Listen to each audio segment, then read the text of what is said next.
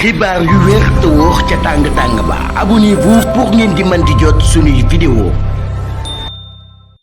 jërë ngeen jëf ci ànd gi ak ñun ci chaîne bi di Buzz 221 HD mbirum Pape Cheikh Diallo dañ koy commencé ci ab coup de filet bu am gendarmerie ci boppam daan nay arrêté 4 suspects ci mbirum exécution délégation judiciaire bi nga xam ne le juge d'instruction premier cabinet près le tribunal grande instance de Pikine Guédiawaye daan na ciy joxe dogal la gendarmerie nationale ci boppam nag daal ci commandement bu général Martin Faye daan nay amal nag ab nouveau coup de filet ci ginnaaw bi nga xam ne nag daal daan nay amal ab collaboration bu am solo ak ay unité am ci cadre 4 nouveaux suspects ci mbir moomee nag daal daan na ci jàpp kon yeneen ñeenti nit loolu nag daal bokk ci kenn koo xam ne sax am na feebar bi ñu wax VIH ak sida ñoom ñi ñëpp nag daal ñu ngi leen teg loxo alterné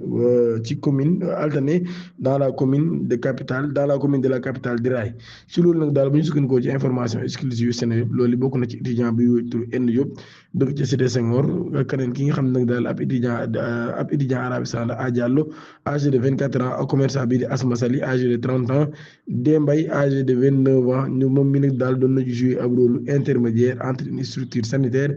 et des personnes vivant avec le VIH ñoom ñi ñëpp nag daal daan leen interpellé par la gendarmerie wala par les gendarmes de la brigade de recherche BR de Thiès ginnaaw bi nga xamee ne daal daan nañuy am ginnaaw bi nga xamee ne nag daal daan nay am ci guddig lundi ñoom ñi ñëpp ñoo leen di yóbbu kon ci fële nga xam ne moo di Dakar ngir nag daal leen jébbal les éléments de la brigade de recherche de Kër Massar ngir nag daal ñu daal topp enquête bi nouvelle arrestation yooyu nag daal ñu ngi am ginnaaw bi nga xamee ne nag daal ay technique d'investigation yu am solo lañ daal def daal exploiter ay téléphone portable gendarmerie unité boobee nag daal unité de lutte de Kër Massar ñoom ñoo def lu ñu mel enquête nag daal kon jamono ji ñu ngi koy topp bu baax a baax ki nga xam ne moo di procureur Sall di ko chef de parquet Pikine Guédiawaye daal nañ koy informer ci fee yooyu nga xam ni daal nay am ci mbir mu amee ba tey Sidath Thioune di ab journaliste wala ab présentateur ca fële nga xam ni moo di GFM moom mi daan na ci addu moom mi nag daal daan na exprimé wu wala mu nekkoon kon ab animateur ci GFM daan na exprimé wu ci boobu la mbir muy wax daal ci mbirum Pape Cheikh Diallo ci micro sans limite moom collègue bu l'animateur bi nag daal daan nay déplorer silence bi nga xam ni TFM daan na koy am concernant seen confrère boobu nga xam daan nañ koy jàpp mu ne nag daal amuñu sax li nga xam ni moo di tudd turam ci émission bi nga xam ne moo di quartier général te moom ci boppam nag daal moom mooy initiateur boobu la émission loolu nag mu koy métti lu baax a baax daal di confier nag daal di xam ne ni avant ñu jàpp Pape Cheikh Diallo day ñoom ñaar ñoo nekkoon en tournée wala sax doon def tournée émission ak ki nga xam ne moo fi Sidy mu ne ginnaaw ba nag daal nekk nañ ci kër waykat bi ba 2h du matin le lendemain ci boppam nag daal muy jour arrestation ginnaaw ba mu ne ñoom ñaar ñi daan nañuy waxtaan mu ne nag raison yooyu sax moo tax nag daal bi mbir mi xewee moom mii dafa jafe woon ci moom lool ngir mu gëm ko ba tey ci mbir moomee Pape Ndiaye Walfu daan nañ ñëwaat ci mbir mi di xam ne nag daal Pape Cheikh Diallo ak ñi mu àndal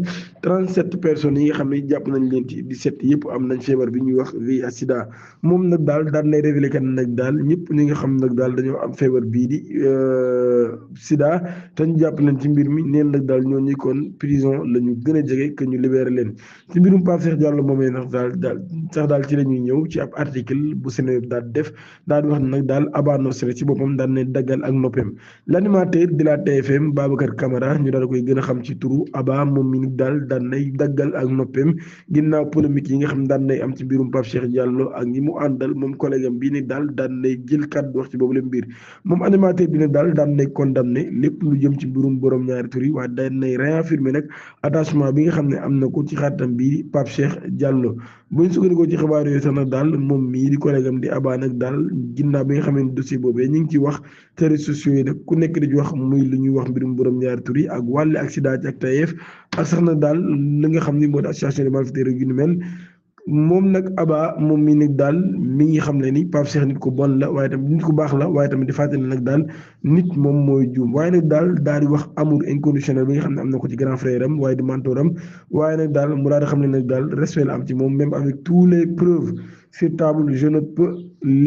avec tous les preuves sur table je ne veux pas croire à sa culpabilité maanaam bu ñu ko tegaloon preuve yëpp ci table daal moom bëggut a gëm ni Pape Cheikh Diallo kon moom moo def lu ni mel Aba ci boppam nag daal daan nay xam ne nag daan nay formuler ay ñaan pour collègue am bii di Pape Cheikh Diallo nga xam ne jamono ji ma nga ca kaso ba wala ma nga nungu siin ñu daal téye daan nay xam ne nag daal defal na ko ay ñaan moom mii di Pape Cheikh Diallo nga xam ne daan nañ koy téye di boobu ba léegi moom nag kon li mu wax rek mooy mënut a gëm benn yoon li nga xam ne ñu ngi koy wax ci collègue am bii di Pape Cheikh Diallo Interpellation et déferment pour viol répétitif et acte contre nature sur mineur. Richard Toll, le commissariat urbain de Richard Toll daan nay procédé 28 février 2026 l'interpellation d'un individu âgé de 21 ans ginnaaw flagrant délit bu ñu ko jàpp ci mbirum viol et acte contre nature. Alerte bi nag daal ñu ko joxe mooy des témoins oculaires yoo xam ne nag daal daan nañuy dendoon ak fi nga xam ne moo di cybercafé bi nga xamee ni fa la mbir mi xewee ginnaaw bi nga xamee ni nag daal ab xale boo xam ne 9 ans la am moom mii di am ndonga moom la nag am ku jël daal di koy dugal ci ab bërëb ku am 21 ans daal di àgg ci kawam ba xale bi yuuxu nag ñoom ñi ci lañu ñëw nag daal di dal ci kaw waaj woo ñi nga xam ñoo takk der yi ñu daal di ñëw daal di koy teg loxo waaye ci loolu xale bi nag xam na ni bii mooy 4e fois jëwriñ ji ci boppam di ko pénétrer mooy mbir mu doy waar lool.